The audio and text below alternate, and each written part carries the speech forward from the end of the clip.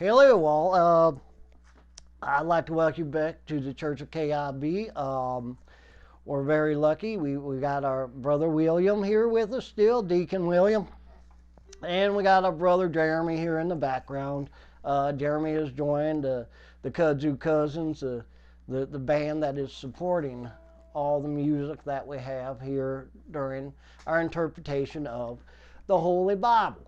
Once again, we're going to be discussing the Holy Bible, and once again, we want to thank the Gideons that we took the Bible from. They had the Bible at the Micro Tail in Bristol, Virginia, and that was very nice of them.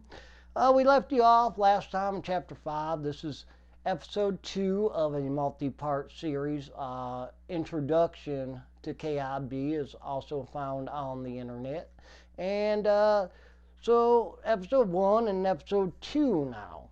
Okay, so we're at chapter 6. This is where we bring in the Noah. Chapter 5 ended with the bringing in Noah. And Noah was 500 years old, and Noah begat Shem, Ham, and Japheth. We don't like that guy so much because his name's Goofy. Not Goofy like Pluto, like the dog on Disney that they changed the name.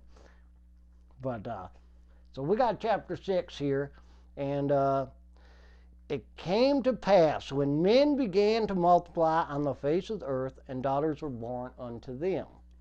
So this basically is telling us that we're getting more people and more people and more people. And then there were troubles. There were troubles. The men they were just hooting and hollering, all happy and like. And so let's see what we got here. We got chapter 6, verse 4. There were giants in the earth in those days. Giants. Big, big people. We're not talking taller than the normal people. You know, we were talking giants. So there are lots of giants and lots of bad people. Not to say all giants are bad, but you know, you can draw those inferences yourself. And that's when God came to the daughter of men, and they bare children to them, and the same became mighty men, which were of old, men of renown. So the gods and the daughters, William says we're speaking of angels, they're mating and they're making all kinds of frolic upon the land. But God started getting mad with all these people because they were destroying what he had brought. I don't know if they had the problem with the greenhouse gases and whatnot, but that might be something to think about. So there was one holy man. His name beeth Noah.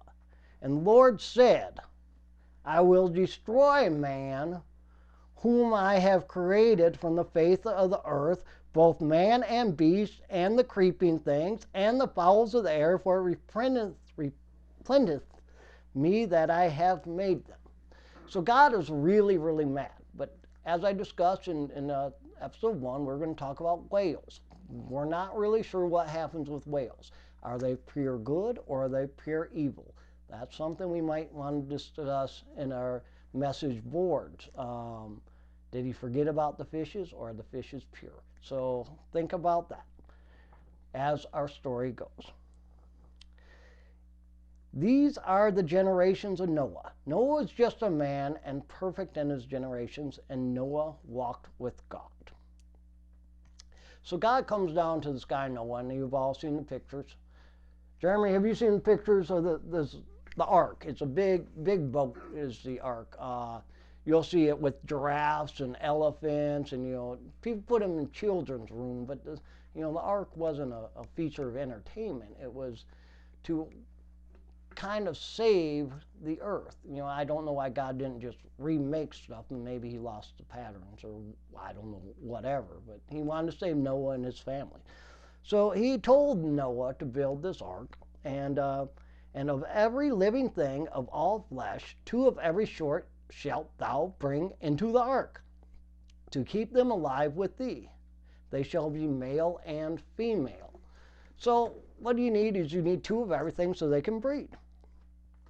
And so with that in mind, William, who is a little off camera today because we're running out of room, there he is, there's William. He wrote a little song about late chapter 6 and early chapter 7, and we'd like you to take a listen. So William, please take it away. 1, 2, 3, 4.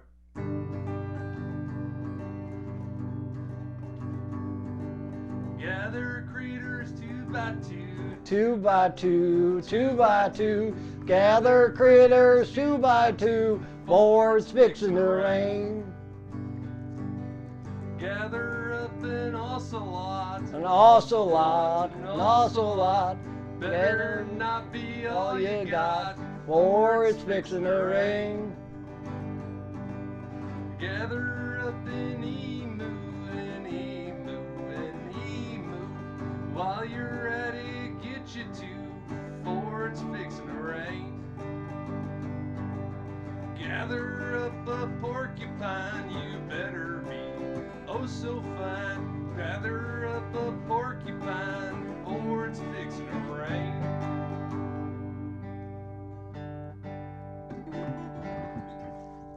Thank you, boys. Thank you. So what happens is Noah does as God wishes, and he brings the animals onto the ark. And by golly, it did start to rain. And it rained, and it rained, and it rained, and it rained. 40 days and 40 nights did it rain. So then Noah, he's on this boat. He doesn't know what to do. So he brings out a dove, and he sets the dove loose. First time the dove comes back.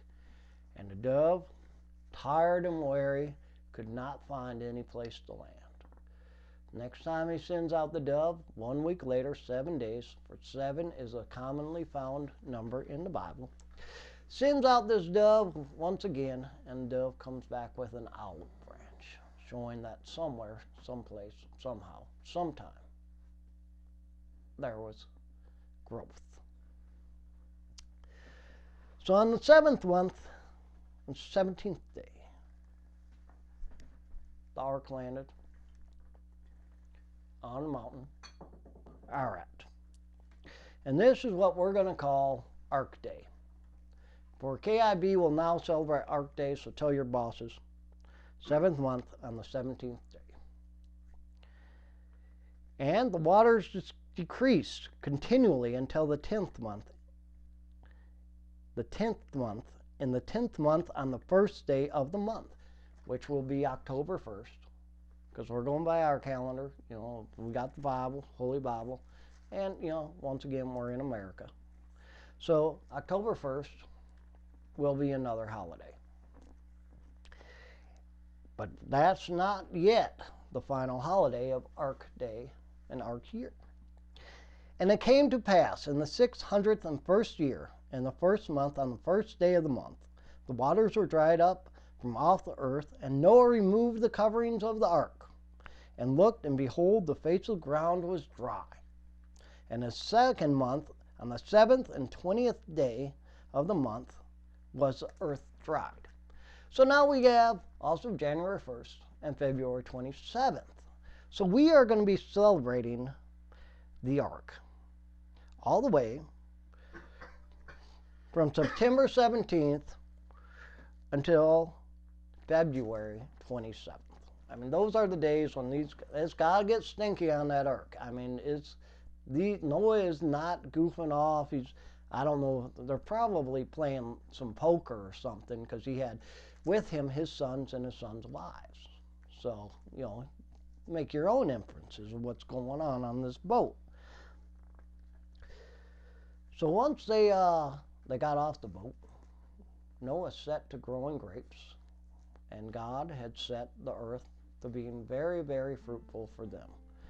He added some greater expediency in the growing of stuff to kind of get the earth back to where it was. And the Lord, right here, chapter 8, verse 21 of Genesis, and the Lord smelled a sweet savor, and the Lord said in his heart, I will not again curse the ground any more for man's sake, for the imagination of man's heart is evil from his youth. Neither will I again smite any more everything living as I have done. So that's telling us that things will live even if God gets mad at us. He will no longer destroy the earth on our behalf or because of us. So God tells Noah, every living thing that liveth shall be meat for you, even as green herb have I given you all things. So God is telling Noah that there's plenty to eat and start families, get to working. But he does give us in Genesis 9, verse 6, whoso sheddeth man's blood by man shall his blood be shed, for in the image of God man be made. So what we're saying is do not kill. Do not kill man, because if you kill man, your blood shall flow.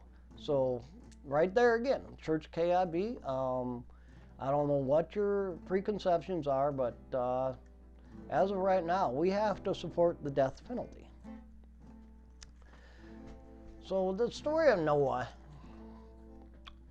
ends with Noah becoming a superb grape farmer. And Noah grows lots of grapes. And with the grapes he made wine. And he drank of the wine and was drunken, and he was uncovered within his tent, one naked Noah. And Ham, the father of Canaan, saw the nakedness of his father and told his brethren without. And Shem and Japheth took a garment and laid it upon both their shoulders and went backwards and covered the nakedness of their father. And their faces were backwards, and they saw not their father's nakedness. So what he's saying is, if your dad's drunk and passed out, don't look at him.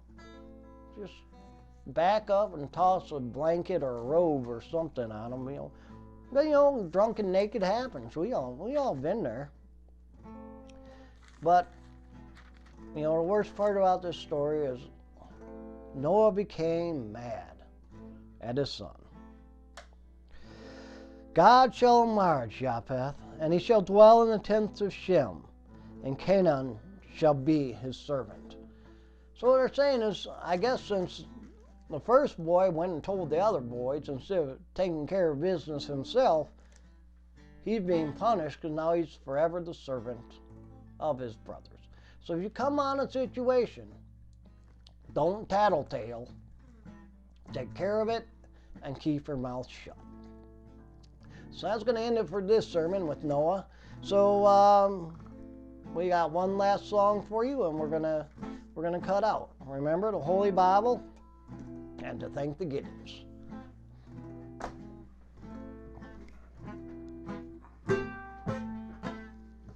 Noah got drunk. Noah got drunk. Noah got drunk.